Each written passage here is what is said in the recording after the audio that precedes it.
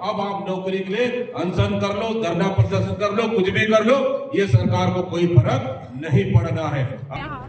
मेरे पेरेंट्स नहीं है, मेरे 3 छोटे भाई बहन, उनको भी पढ़ाना है मुझको, ऐसे हालत कर दी है वो लोग। चलो अच्छा होगा, अच्छा होगा, उम्मीद है अच्छा होगा। ठीक है, सरकार को तो तुरंत इस पे संज्ञान लेना चाहिए, इनकी कमेटी से बात करना चाहिए, शासन और प्रशासन के अधिकारी आके इनसे बात करना चाहिए और जो इनकी जो मांगे हैं जायज मांगे हैं और इनको सरकार को संज्ञान में लेकर तत्काल इनकी मांगों को पूरी करनी चाहिए। आदरणीय साथियों, निश्चित रूप से जिस तरह से आप लोग लगातार डटे हुए हैं, हमारा साथ पूरा आपके साथ है। हमारी सरकार ने शुरुआत की थी नौकरी देने का और उसको पूरा इस सरकार को करना है, इसलिए निश्चित रूप से मैं आप लोग का समर्थन करते हैं, प्रदेश कांग्रेस कमेटी समर्थन करती है।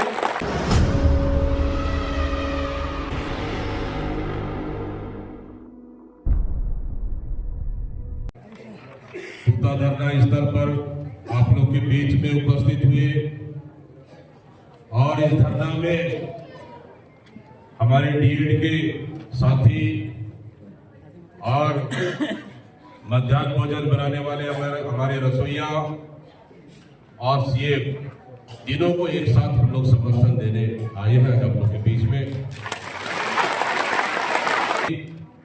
अभी नए नए प्रभारी बने और छत्तीसगढ़ का पहला दौरा है, कुंदन सिंह जी का हार्दिक स्वागत और साथ में हम लोग के बीच में आप लोग को समर्थन देने आए थे सीएम वालों ने। हम लोग उस समय आकर मुलाकात किए और आप लोग के डीएड के सभी साथियों ने भी आकर हम लोग से मुलाकात किए थे और कल कुछ बहन और हमारे भाइयों ने भी आकर हम लोग से मुलाकात किए थे।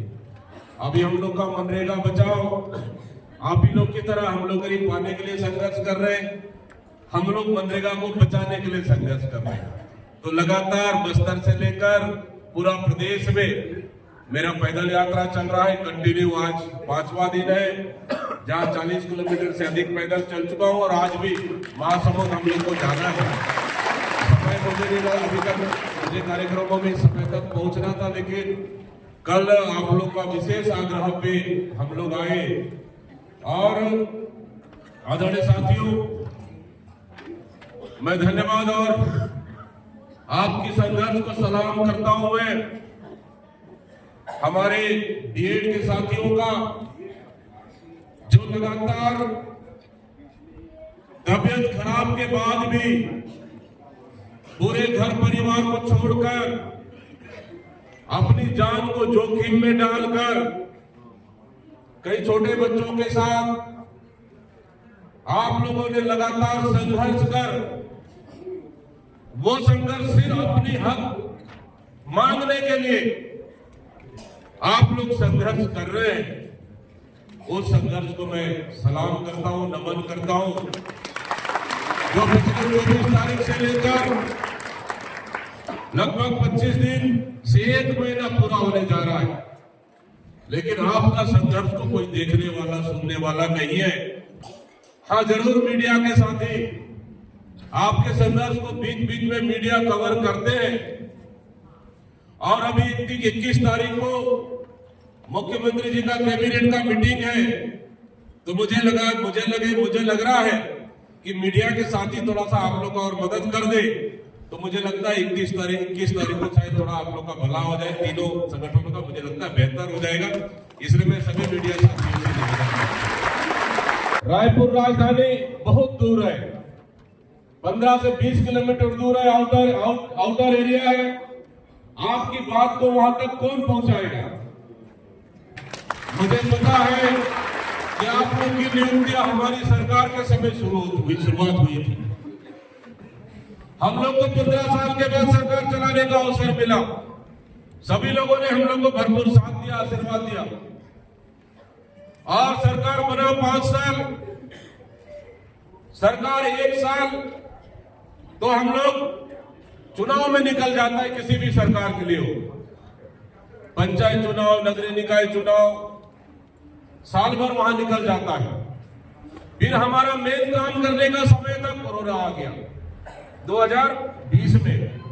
कोरोना आ गया, 2 साल कोरोना में चला गया, ना आप घर से बाहर निकले, हम घर से बाहर निकले। लेकिन उसके बाद 2 साल बाद हमारे पास सिर्फ 1.5 साल काम करने को बचा। इस कोरोना के विषम परिस्थिति में हमारी सरकार प्रदेश की जनता के साथ खड़ी थी, हर वर्ग कर्मचारी, हर लोगों के साथ खड़ी थी। हम लोग भी अपने नहीं दे पाया आज तक, चाहे किसी भी विभाग में नहीं दे पाया है आज तक। 5,000 लोगों को नौकरी नहीं दे पाया है, इसलिए क्योंकि ये झूठ बोलकर सत्ता हासिल किए। हम 1 लाख लोगों को नौकरी देंगे, आज 5,000 लोगों को नौकरी ये नहीं दे पाए हैं। इसलिए आज आपकी नौकरी पाने के लिए आप संघर्ष कर रहे हो। सबसे कठिन रास्ता है ये अनशन, ये आंदोलन का सबसे आखिरी रास्ता है। चक्का जाम करना, उपवास करना, 1 दिन का धरना प्रदर्शन करना, ये नॉर्मल चीज है। लेकिन अगर कोई अनशन में बैठा है, गांधी जी का सबसे बड़ा आंदोलन था अनशन, जो अनशन करके गांधी जी ने देश के अंग्रेज जो बाहर से आए अंग्रेजों को देश के आजाद करने के लिए झुकाया था और अंग्रेजों को बाहर किया था।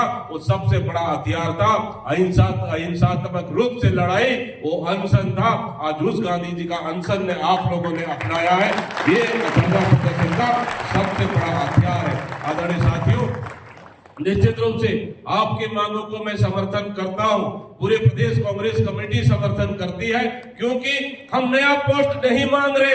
जो पिछली सरकार ने जो पोस्ट क्रिएट किया उसके अनुसार आपको नौकरी लगाना है, और इस वजह से सिर्फ आपको काउंसलिंग कर आपको सिर्फ ज्वाइनिंग लेटर देना है। लेकिन ये सरकार नहीं दे पा रही है। मतलब सोच लीजिए कि ये सरकार युवाओं को किस दिशा की ओर ले जाना चाह रही है। क्या मैं पूछना चाहता हूं, क्या आज स्कूलों में पद खाली नहीं है? क्या आज इस सरकार ने, आपको पता है, पिछले 15 साल में 3,500 स्कूल बंद कर दिए थे, और अभी इस 2 साल के अंदर इस सरकार ने 10,463 स्कूल बंद कर दिया है युक्तिकरण के नाम से। क्यों? क्योंकि ये युवाओं को नौकरी नहीं देना है, इसलिए स्कूल को बंद कर दिया। अगर 10,463 स्कूल चालू रहता तो 50,000 लगभग जो शिक्षा विभाग में खाली है, उन युवाओं को नौकरी मिलता और उनको कम से कम एक बड़ा रोजगार मिलती। लेकिन ये सरकार युवाओं को नौकरी नहीं देना है, इसलिए 10,000 स्कूल बंद कर, एक दूसरे स्कूल को क्लब कर इन्होंने बंद कर दिया।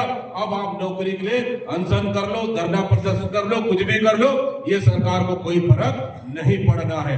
आदरणीय साथियों, निश्चित रूप से जिस तरह से आप लोग लगातार डटे हुए हैं, हमारा साथ पूरा आपके साथ है। हमारी सरकार ने शुरुआत की थी नौकरी देने का, और उसको पूरा इस सरकार को करना है। इसलिए निश्चित रूप से मैं आप लोग का समर्थन करते हैं, प्रदेश कांग्रेस कमेटी समर्थन करती है। शायद मांग है वो नौकरी 2300 लोगों को देना है। जो आज भी ऐसे कई स्कूल है जहां 1 टीचर के भरोसे स्कूल चल रही है, 2 टीचर के भरोसे स्कूल चल रही है। जितने रसोईया भाई बहन हमारे बैठे हुए हैं, इनको पता अच्छे से है कि स्कूलों में आज भी कुर्सियां कमी है, आज भी शिक्षक नहीं है। उन जगह में अगर आप लोग को नियुक्तियां होती है तो इससे बड़ा खुशी किसको होगा बताइए? हम लोग को खुशी होगा। भले इस सरकार ने वादा करके आया है नौकरी दे दे, हम धन्यवाद देंगे इस सरकार को, हमारे युवाओं को नौकरी दिया। आदरणीय साथियों, पूरे बीएड के सभी हमारे आंदोलनरत सभी आदरणीय साथियों, हमारे बहन और भाइयों को, साथ ही हमारे सीएम के कर्मचारी, निश्चित रूप से आप लोग की मांगे जायज है। आज पूरी तरह से प्रदेश में कानून व्यवस्था खत्म हो चुकी है, लाइन ऑर्डर खत्म हो चुका है। ये पता नहीं लाइन कौन, ये सरकार भगवान भरोसे चल रही है। इस परिस्थिति में आज भी सुरक्षा बलों का कमी है हमारे प्रदेश में, इनकी भी आवश्यकताएं हैं। निश्चित रूप से प्रक्रिया अधूरी है, क्योंकि ये प्रक्रिया पुराने सरकार समय से, आपकी भी उस समय से प्रक्रियाधीन था, इसको भी पूरा करना चाहिए। ये इसका भी आपके भी मांग हम लोग निश्चित रूप से समर्थन करते हैं। साथ ही मैं अब आता हूँ रसोइयों की ओर। मध्याह्न भोजन कानून, मध्याह्न भोजन योजना किसने लाया था? किसने लाया?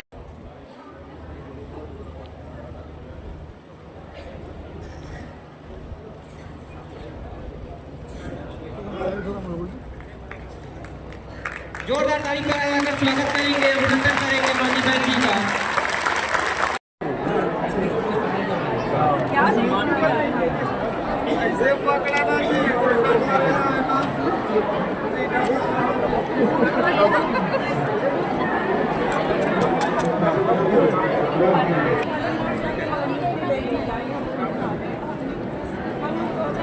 खिलाने पर भी मजबूर हो जाए, लेके जाना है। अगर कोई बोल देना कि एक तो मरने से सबको नियुक्ति मिलेगा, हम लोग को भी करने को तैयार है। हम लोग एक की वजह से हम लोग सब के लोगों को नियुक्ति मिल जाएगा।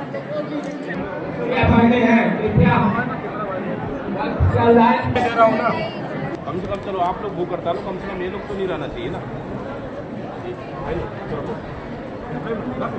इसलिए पढ़ाई लेके पढ़ी हूँ और यहाँ से टेट पास करके आई हूँ, इसलिए उम्मीद लगाई हूँ कि मेरा लग जाएगा। अभी 23 पोस्ट बचा है, इतना सारा बचा है। इसलिए आपसे निवेदन करती हूँ कि आप नियुक्ति दिलवा दीजिए सर।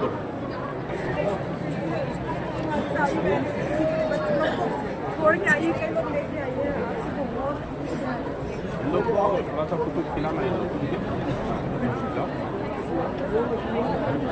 करेंगे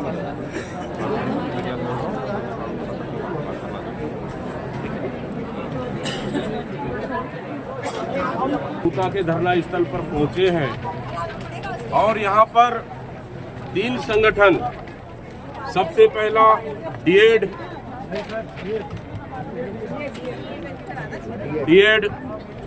जो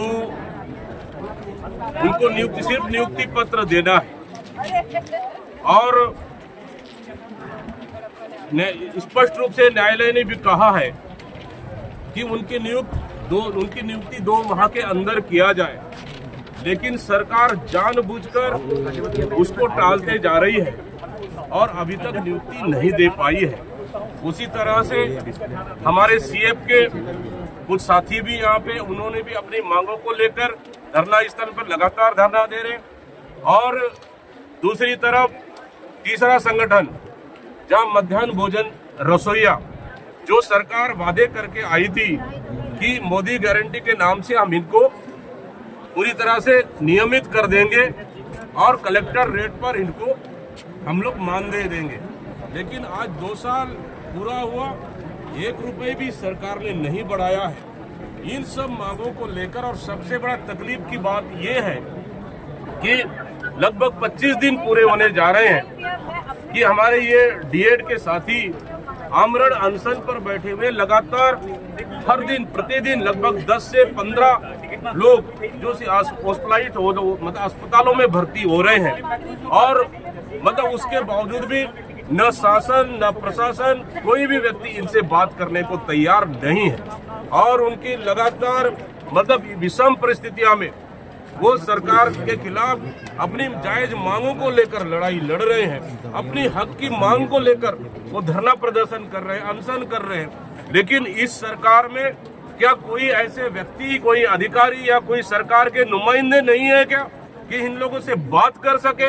इन लोग से बात करना चाहिए। मैं मांग करता हूं शासन और प्रशासन से कि जो तीनों धरना प्रदर्शन जो कर रहे हैं तीनों संगठन से आकर बात करना चाहिए, क्योंकि छोटे छोटे बच्चे, उनको खाना तक नसीब नहीं हो रहा है और पूरी तरह से अनशन में है। उनके चलते बच्चे भूखे हैं और कई ऐसे प्रदर्शनकारी हैं जिनका तबीयत खराब हो रही है। अगर कल के दिन किन्हीं की अगर मौत हो जाती है तो सीधा सीधा शासन और प्रशासन की जिम्मेदारी है। इसलिए हम मांग करते हैं कि शासन और प्रशासन दोनों तत्काल संज्ञान में ले और जो इनकी मांगे हैं, इनकी जायज मांगों पर आकर धरना स्थल पे बात करना चाहिए या फिर इनके कमेटी बुलाकर तुरंत बात करना चाहिए ताकि इनका आंदोलन और धरना समाप्त किया जा सके और इनकी मांगों को पूरा किया जा सके। 2 साल चुनौती दी है सरकार को, 2 साल से उन्होंने कुछ नहीं किया, कोई वादे कहीं पर भी बैठ जाए। मैंने तो कहा कि 2 साल में सरकार ने कितने वादे पूरे किए मोदी गारंटी के नाम से। आज डीएड के युवा जो जिनको नौकरी लगना है पिछले 24 दिसंबर से भूख हड़ताल पर हैं, आमरण अनशन पर हैं। सीएफ के जो युवा नौकरी लगना चाहते हैं वो धरने पे हैं और जो ये रसोईया जो बैठे हुए हैं धरने पे, ये इनको झूठ बोलकर वोट लिया गया इनसे, ये धरने पर बैठे। इनको कौन वादा किया था कि भारतीय जनता पार्टी के घोषणा पत्र में था या नहीं, जरा ये तो बता दे। इसलिए अगर आपने वादा करके आए हैं तो इनका वादा को पूरा करना चाहिए। और जो धरना प्रदर्शनरत है उनको इनके कमेटियों से चर्चा करे और इनकी मांगों को पूरा कर आमरण अनशन और धरना प्रदर्शन सरकार को खत्म करना चाहिए। मैंने दिया है चुनौती कि सरकार बता दे कि 1-2 साल के अंदर में कितने लोगों को नौकरियां दी है, कितने लोगों को नौकरी दी, कितने युवाओं को नौकरियां दी है। जो इन्होंने 1 लाख युवाओं को नौकरी देने का वादा करके आए, श्वेत पत्र जारी करे अगर हिम्मत है तो। पूरा प्रदेश देखना चाहता है। मतलब इस तरह से लगातार युवा पूरे धरना प्रदर्शन कर रहे हैं, पूरे काम को छोड़कर यहाँ पे सरकार के खिलाफ लड़ रहे हैं, अपनी जान जोखिम में डालकर। उनकी आंसू थमने का नाम नहीं ले रही है, लेकिन शासन और प्रशासन ठस से बस नहीं हो रही है। इससे बड़ा दुर्भाग्य क्या हो सकता है। फिर से मैं कह रहा हूँ, चुनौती दिया हूं मैं, अगर मुख्यमंत्री हिम्मत है तो मुझसे डिबेट करने के लिए तैयार रहे, नहीं तो आके इन धरना प्रदर्शनकारियों से माफी मांगे और इनकी मांगों को तत्काल पूरा करे।